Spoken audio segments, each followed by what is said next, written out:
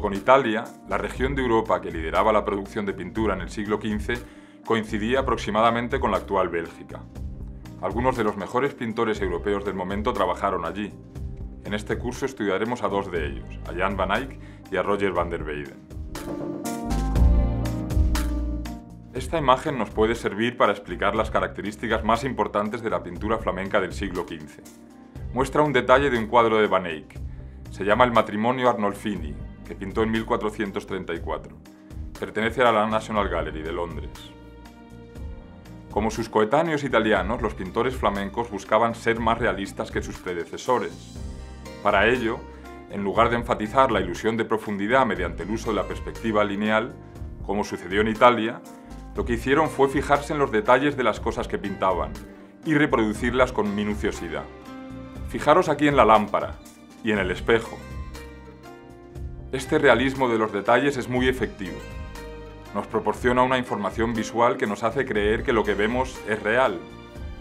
El afán realista coexiste en la pintura flamenca del siglo XV con una fuerte presencia simbólica. Los pintores querían parecer realistas y con ello modernos, pero no querían renunciar a herramientas que les habían servido en el pasado para transmitir sus mensajes. En esta imagen vemos un buen ejemplo de la coexistencia entre realismo y simbolismo. Lo que vemos es un detalle de otro cuadro de Van Eyck, la Virgen del Canciller Roland, del Louvre. Fijaros en el detallismo de las manos de la izquierda, o de las flores en la parte baja de la imagen. Por encima de las manos vemos unas casas y más allá un paisaje verde. Son viñedos. Podríamos pensar que el artista los pintó porque estaban allí. Pero recordar siempre que los cuadros no son instantáneas de algo que existe, son ideas, inspiradas en la realidad, pero diferentes de ella. Esto puede parecer obvio, pero parte de la magia de la pintura está en el hecho de que es tan convincente que consigue engañarnos. Volvamos a los viñedos. En este otro detalle del mismo cuadro los vemos de nuevo. Los historiadores que han estudiado este cuadro han descubierto que el hombre que lo encargó, a quien vemos en la imagen, ganó su dinero en los viñedos que tenía en Borgoña. Sin duda se incluyeron en el cuadro para recordar a quien lo viese que él era rico y poderoso. En resumen, el simbolismo y una minuciosa atención al detalle coexisten en la pintura flamenca del siglo XV. Antes de pasar a estudiar a Van Eyck y a van der Weyden en los próximos vídeos, hay que aclarar dos conceptos relacionados con la pintura flamenca. Uno es el término flamenco, que se usa en español para referirse a ella. Otro es la técnica de la pintura al óleo. El término flamenco viene de Flandes, una de las regiones que forman la actual Bélgica.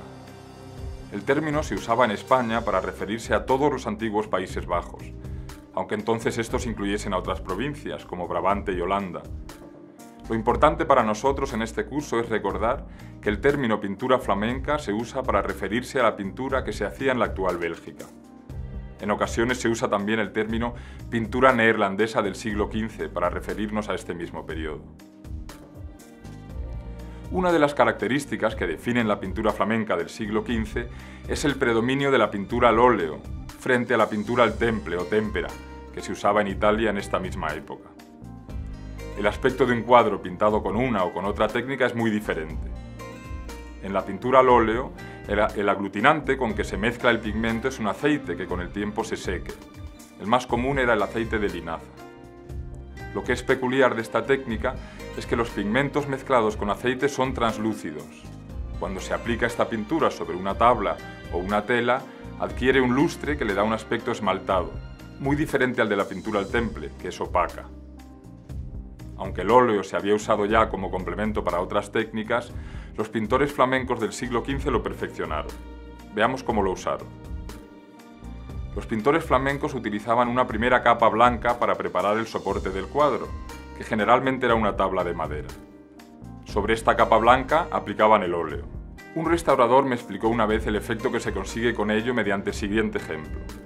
Pensar en una tostada, sobre la que se ha untado mantequilla, como esta de la imagen. Si sobre esta primera capa se aplica otra de mermelada de algún color, que sería la pintura al óleo, el blanco subyacente parece resplandecer. En un cuadro pintado al óleo con esta técnica se pueden aplicar sucesivas capas translúcidas, lo que añade sensación de transparencia y de lustre. Otra característica que distingue la pintura al óleo del temple es que facilita pintar los volúmenes. Esto se debe a que se seca lentamente y permite que las pinceladas se fundan unas con otras. Mirad las piernas y la barriga del niño en esta imagen. Los volúmenes parecen muy redondos. Esto se debe a que el artista puede fundir pinceladas de diferentes tonos para crear una sensación de 3 dimensiones. Con la pintura al temple esto no se puede hacer, puesto que se seca muy rápidamente. Para crear sensación de volumen, los artistas que usaban temple tenían que aplicar muchas pinceladas diminutas de tonos diferentes, unas junto a las otras, de manera que vistas desde cierta distancia, se fundiesen en nuestros ojos. A comienzos del siglo XVI, la pintura al óleo se convirtió en la técnica más utilizada en toda Europa. Pero su uso evolucionó y los artistas buscaron efectos diferentes de los que hemos descrito. La pintura al óleo nunca se volvería a usar de la forma en que lo hicieron Van Eyck y sus contemporáneos.